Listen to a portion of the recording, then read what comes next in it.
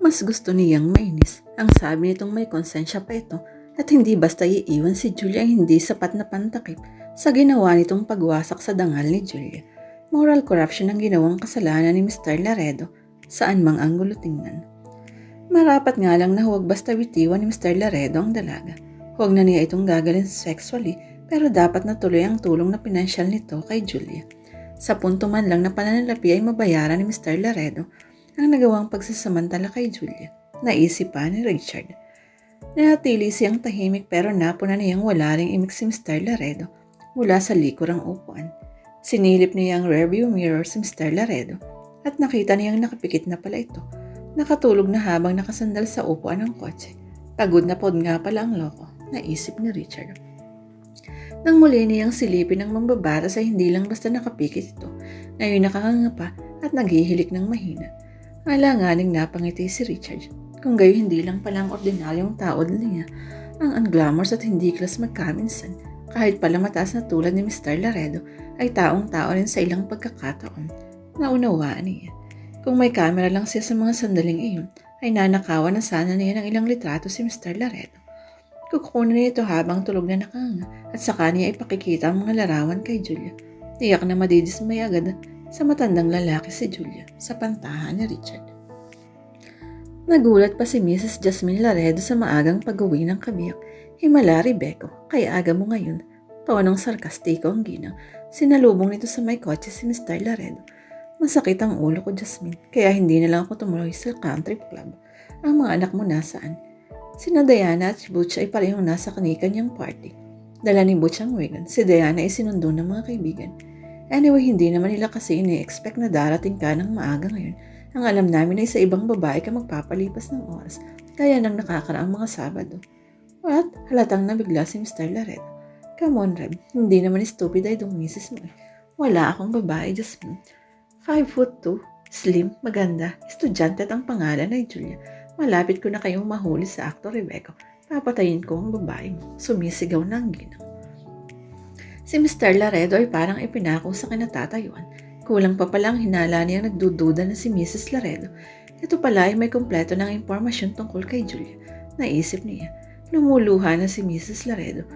Nagbubulag-bulagan lang ako, alam mo ba? Kahit na noong birthday ko, nainlabas mo pa ako. Ginawang espesyal. Noon pa mamaykulong ko nang may kutsabahan kayo ng driver bodyguard mo. Napakataksil mo, Rem. Napalunok ang mambabatas. Jasmine, ko sino man ang nagbalita sa'yo ng kung ano-anong yan, huwag kang maniwala.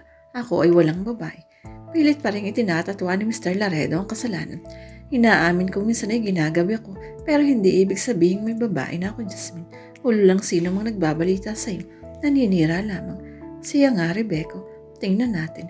Ang masasabi ko lang ako'y gaganti sa babae mo. Pabubuhusan ko ng asido ang mukha ng karida mo. Kailabutan si Mr. Laredo. Hindi niya ma-imagine ang masisira ang magandang mukha ni Julia. Si Richard ay hindi naman tinanggihan si Mrs. Laredo ng pagpaalam ng gabi ngayon. Ang napansin lang ng binata ay halos kinunutan siya ng noon ng ginang. Ang paalam naman niya ay manonood siya ng sine. Nagdaan sa Quiapo si Richard. Pumili siya ng kalahating kilong ubas at saka nagtuloy sa kinaroroonan ng Unit 6 ni Julia. Ang ubas ay pasasalubong niya sa dalaga. Halos alas 6:30 ay kumakatok na siya sa pinto ng sadyang tirahan. Bumukas siya at sumungaw ang sabik na mukha ni Julia. Nawala ang pananabik ng dalaga nang makita ang hindi niya kasama si Mr. Laredo. Nasaan si Reb? Tanong nito matapos na patuloyan siya sa living room. Napakamot siya ng ulo. Kasi ay, kuwan Julia, hindi kasi pwede si boss ngayon. May importante raw siyang appointment. Kumunot ang noon ng dalaga. Bakit hindi man lang niya ako tinawagan sa telepono para akong gagang asang-asa? Kuwan, heto nga pala ang ubas Julia. Pilit pinatatag ng binata ang sarili. Nais niyang makausap ng masinsinan ng dalaga tungkol sa pinakahuling nasagap mula kay Mr. Laredo, ang tungkol sa parang pagsasawa nito kay Julia. Ibalik mo kay Reb ang ubas na yan, Richard. Hindi ka maubas ang kailangan ko rito, kundi siya. Bakit ba dumadalas ang pananakit niya sa kalooban ko?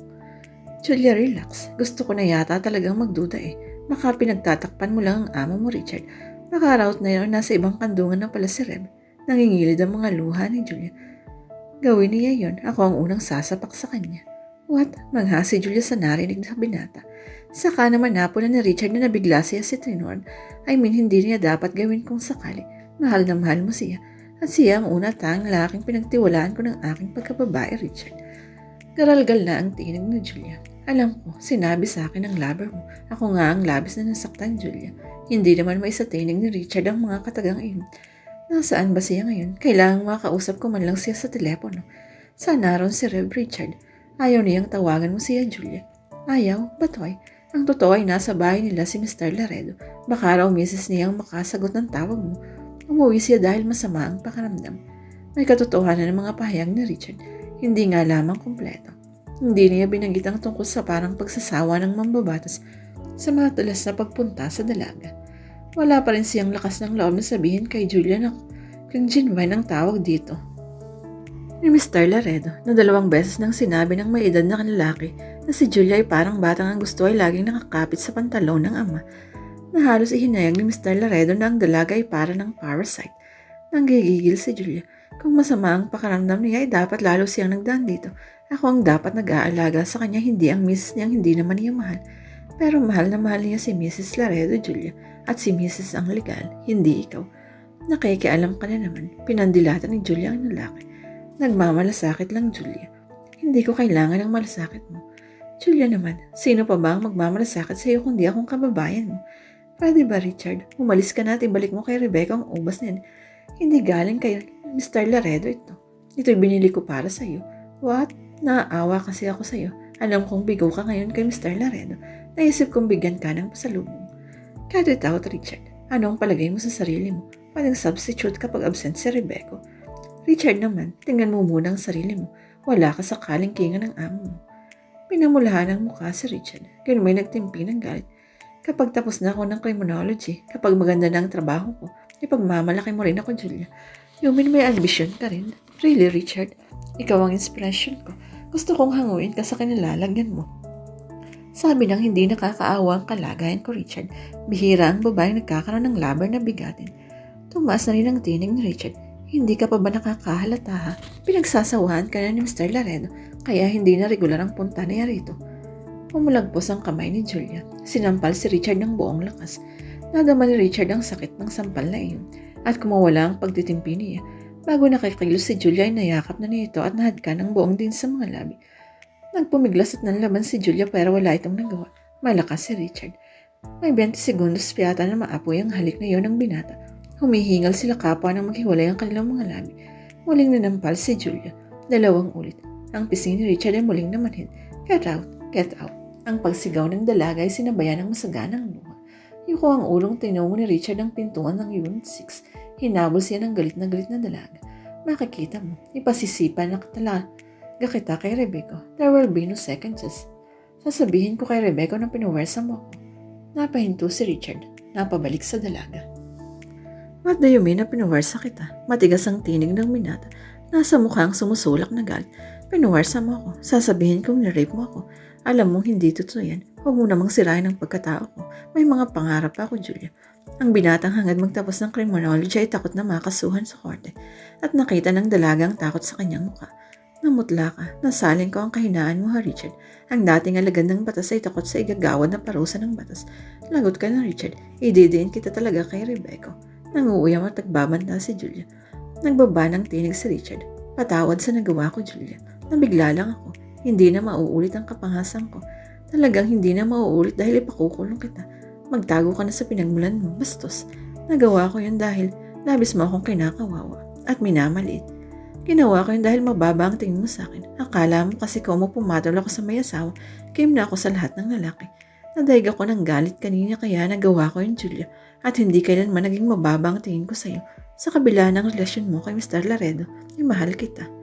Napanganga sa pagkabigla si Julia. Tama ba ang kanyang narinig? Naitanong ng dalaga sa sarili. Yumuko si Richard pero hindi binawi ang sinabi sa kanya. Pakiulit nga, Richard. Inis na sabi ni Julia. Iyon naman ang totoo. Nasa Bicol pa tayo ay minahal na kita ng lihim. Pero nakalis ka na sa atin at hindi ako nagkalakas loob na magtapat sa iyo. At ngayon bigla kang nagtapat. Bakit? Dahil nga kinu-question mo ang motibo ko. Akala mo'y basta lang kita pinagmamalasakitan dahil gusto kong magsamantala sa iyo. Napailing si Julia. Malabo ka. Kahit pag-ibig ay kinakasangkapan mo, may lusot mo lang ang sarili mo. Pumuntong hininga ang binata. Hindi ko na may inaasahan na tatanggapin mo ang pag-ibig ko. o kaya ay paniniwalaan mo. Gaya nga ng nasabi mo, sino nga ba ako? Isang ordinaryong lalaki lang na maaaring mastisod sa daan. Makararating pa rin kay Rebecca ang ginawa mo, Richard. Umalis ka na. Nakikiusap pa rin ako huwag mo nang paratingin kay Mr. Laredo at Julia. Kapag kasi sinumbong mo ang nangyari, tiyak na tatanggalin niya ako. Hindi na kita mapaglilingkuran. Pakialam ko, gusto ko ngang maalis ka na sa serbisyo sa akin dahil ikaw ay bantay sa lakay. Ako lang ang mas makapaglilingkod sa iyo ng buong tapat, Julia. Lagi kong pangangalagaan ang iyong kaligtasan habang ako'y driver bodyguard mo. Kayabang mo. Sa mundong ito, Richard, nobody's indispensable. Kahit sino maaaring palitan, pero hindi mo kayang palitan si Mr. Laredo. Siya ang exception to the rule, Richard. Oo, hindi ko siya maaaring palitan. Matatag ang deklarasyon ng dalaga. Napabuntong hiningang muli ang binata. Hindi niya yata matatanggap na hindi na makikita ang babaeng minamahal. Nakikiusap pa sana siya, pero ibinabilibag ng pasara ni Julia ang pinto sa Unit 6. Malungkot na nililisan na niya ang pook na iyon.